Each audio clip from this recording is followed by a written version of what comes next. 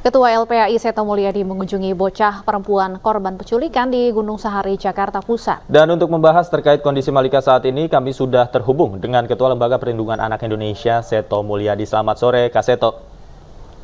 Ya, selamat sore Mas Davi dan juga Mbak Stefani. Iya, selamat sore Kak Seto. Tadi dari hasil kunjungan Kak Seto melihat Malika, seperti apa kondisinya dan informasi apa saja yang mungkin Malika sampaikan langsung kepada Kak Seto?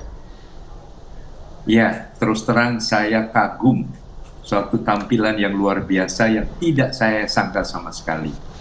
Ya, seperti tidak terjadi apa-apa, begitu ceria, begitu gembira. Kemudian juga saya kagum segera nomplok atau minta digendong oleh Kompol Ratna dari Polda Metro Jaya, sehingga pendekatan sangat ramah anak ya, sehingga dan juga pendampingan oleh ibu dan ayahnya, itu yang membuat dia begitu ceria kembali dalam waktu ya mungkin 2 hari saja ini.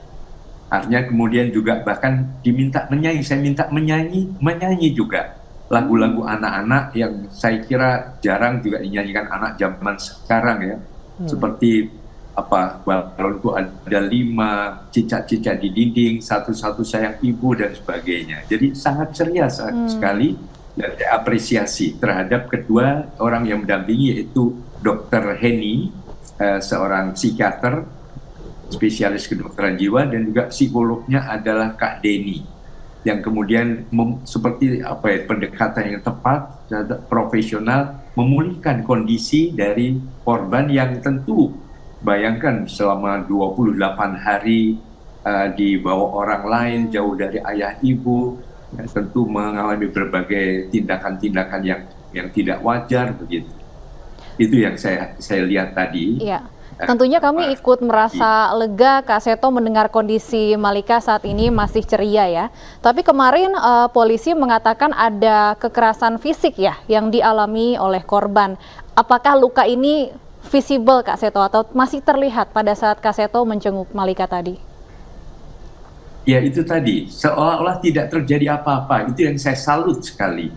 Ya, jadi nampak cukup dekat dengan beberapa orang yang selama ini juga sudah mendampingi ya, artinya jadi seorang polwan, kemudian ya dari psikolognya, psikiaternya, beberapa pekerja sosial. Saya salut terhadap rumah sakit Polri yang begitu sangat serius dan profesional, efektif sekali melakukan upaya-upaya pemulihan kondisi psikologis dari korban.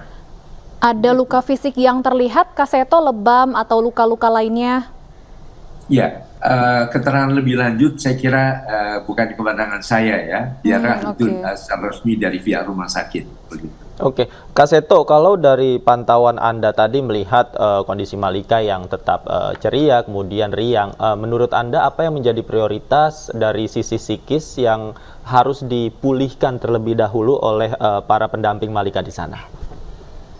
Ya, yang paling penting adalah jangan banyak dikunjungi oleh siapapun juga. Ya, serahkan semuanya kepada pengawasan rumah sakit Polri.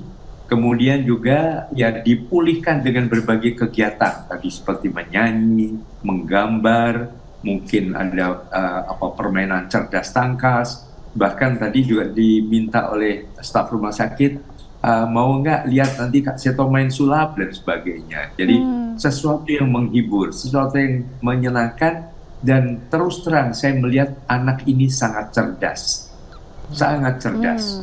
Jadi reaksinya juga cepat pulih. Jadi mungkin termasuk kecerdasan emosional. Iya, Kak Seto, kemarin ayah Malika sempat mengatakan ya pihak rumah sakit, dokter melarang orang tua untuk menanyakan terlebih dahulu keberadaan Malika selama diculik.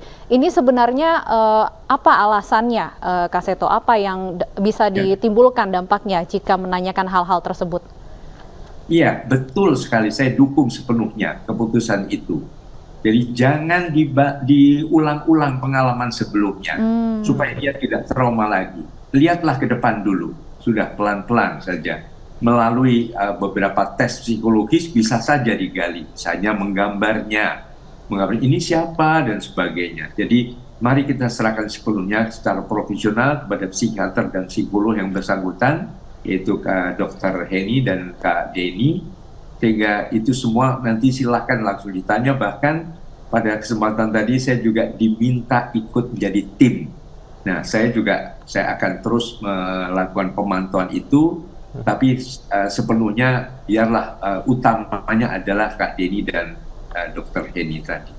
Oke, Kak Seto, jika kita berkaca pada kasus Malika ini 28 hari mengalami hal yang tidak diinginkan, kemudian jika kita berkaca pada kasus ini, umumnya anak-anak yang mengalami trauma seperti ini, terapi seperti apa sih Kak Seto yang bisa diberikan agar anak-anak seperti ini bisa pulih sepenuhnya? Ya, terapi bermain yang paling utama.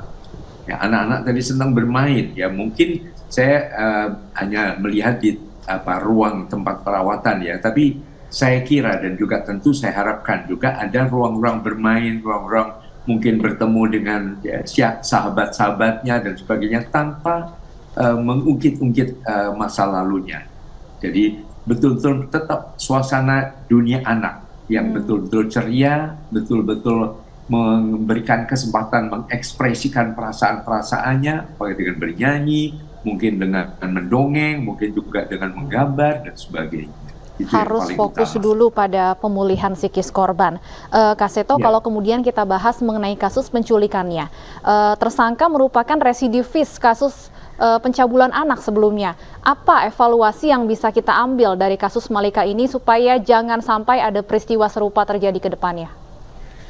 Iya, tentu yang paling penting adalah mohon semua para orang tua meningkatkan kewaspadaan di dalam perlindungan putra-putrinya.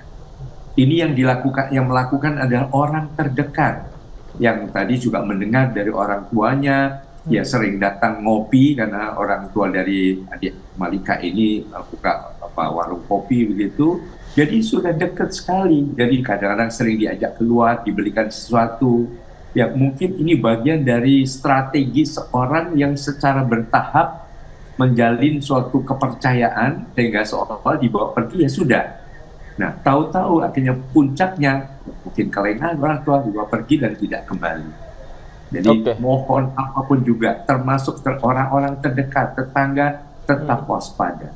Itu yang paling penting. Baik, Kak Seto, jika melihat anak-anak ini kan mudah sekali atau rentan diiming-imingi, kemudian dibujuk untuk ikut dengan orang yang tidak dikenal. Nah, apakah ada hal-hal yang bisa ditanamkan kepada anak agar lebih waspada, atau bagaimana cara memilah-milah yang mana yang baik, yang mana yang tidak? Seperti apa cara menanamkan itu pada anak? Iya, tentu melalui tadi dunia bermain. Jadi semacam simulasi. Ya, nanti kalau ada orang misalnya siapapun juga, kamu kan hebat ya, kamu mau apa? Itu nanti senang bola misalnya, yuk kita main bola, kita beli bola sebentar keluar yuk misalnya. Seolah ini bapaknya, atau mungkin ya penculik bisa saja seorang perempuan ya. Nah, ibunya kadang-kadang mengadakan simulasi. Nah, kalau itu bilang tidak, begitu diajak keluar tidak harus tegas. Dan itu dengan simulasi itu anak terlatih. Jadi tidak sekedar pesan-pesan yang hanya sekedar kata-kata tidak mudah diingat oleh anak. Tapi tadi pelatihan, simulasi tadi untuk menghadapi orang-orang yang siapapun juga yang mengajak keluar tanpa sepengetahuan orang tua.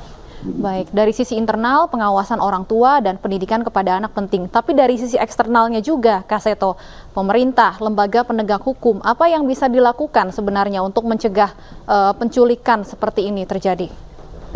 Iya, mohon diingat bahwa yang wajib melindungi anak bukan hanya pemerintah, bukan hanya kepolisian, tapi seluruh unsur masyarakat. Jadi kepedulian masyarakat ini penting sekali. Melibatkan tetangga kiri kanan, peduli pada anak-anak yang mungkin dibawa tanpa orang tuanya oleh orang lain yang kemudian mencurigai dan sebagainya, bertindak cepat. Jadi misalnya juga dibentuk semacam seksi atau satgas perlindungan anak di setiap RT. Ya, tugasnya apa? Ya tadi mengingatkan kepada para orang tua, melakukan pelatihan-pelatihan menghadapi penculik, predator dan sebagainya. Itu penting sekali sehingga bukan hanya pemadam kebakaran setelah terjadi bantu kita ribut, tapi juga preventifnya. Langkah preventif termasuk melindungi anak bukan hanya orang tua, tetapi juga seluruh warga di lingkungan RT RW tersebut. Oke, Kak Seto, kalau berkaca dari pantauan Anda tadi melihat kondisi Malika saat ini, kira-kira berapa lama lagi proses pemulihan yang mungkin dibutuhkan oleh Malika sehingga dia bisa kembali seperti semula, Kak Seto? Ya, terus terang saya sebagai psikolog dengan observasi tadi, saya harapkan bisa secepatnya. Tetapi tetap melihat berbagai perkembangan. Ini kan sepintas, memang baru 2 hari terjadi. Yang saya lihat memang sangat ceria, sangat seperti keadaan normal, tidak terjadi apa-apa. Tapi tetap di balik itu, di dalam bawah sadarnya menyimpan sesuatu, pengalaman-pengalaman yang suatu saat bisa muncul. Jadi tadi pendampingan psikologis ya, kepada kedua tadi psikolog dan psikiater, di mana mungkin sekali-sekali saya juga akan datang, juga akan terus memantau, menanyakan dan sebagainya kepada kedua profesional tadi. Maka diharapkan tadi, menurut dugaan saya pada anak ini dalam 2 hari dan anak ini cukup cerdas, mudah-mudahan lebih cepat. Saya tidak bisa perlu melamarkan berapa seminggu, sebulan dan sebagainya. Dan tentunya kami berharap Satgas Perlindungan Anak ini bisa segera terwujud di semua daerah. Kak Seto, perlukah kemudian ada informasi kepada lingkungan setempat, mungkin bisa melalui Satgas tersebut ya Kak Seto, kalau kemudian ada residivis kasus pencabulan anak yang tinggal di wilayah itu untuk meningkatkan kewaspadaan dari orang tua yang memiliki anak? Betul sekali. Nah, sekedar informasi saja, yang sudah terbentuk pertama kali tahun 2011 adalah Tangsel, Tangerang Selatan, bahkan pernah mendapat rekor muri karena pertama kali di Indonesia yang kotanya atau wilayahnya sudah membentuk Satgas Perlindungan Anak di semua RT-nya. Nah, yang kedua kami catat Kabupaten Banyuwangi, yang ketiga kami catat Bengkulu Utara, bahkan waktu itu peresmian dihadiri oleh Bapak Gubernur Bengkulu waktu itu, keempat adalah Kabupaten Bekasi, dan kelima adalah Kabupaten Bitung di Sulawesi Utara. Nah, mudah-mudahan Jakarta dengan kejadian ini yang mungkin pengalaman-pengalaman sebelumnya atau yang tidak muncul ke permukaan, penculikan ini mendorong Bapak Gubernur atau PLT Gubernur menginstruksikan, dan diharapkan ya mungkin Jakarta provinsi pertama di Indonesia yang seluruh RT-nya di semua kota itu sudah memiliki Satgas Perlindungan Anak yang betul-betul memberikan perlindungan dengan melibatkan masyarakat. Baik, ya harapan kita bersama tentunya karena perlindungan anak adalah juga tugas dan tanggung jawab kita bersama. Terima kasih Kak Seto Mulyadi sudah bergabung bersama kami di iNews Sore.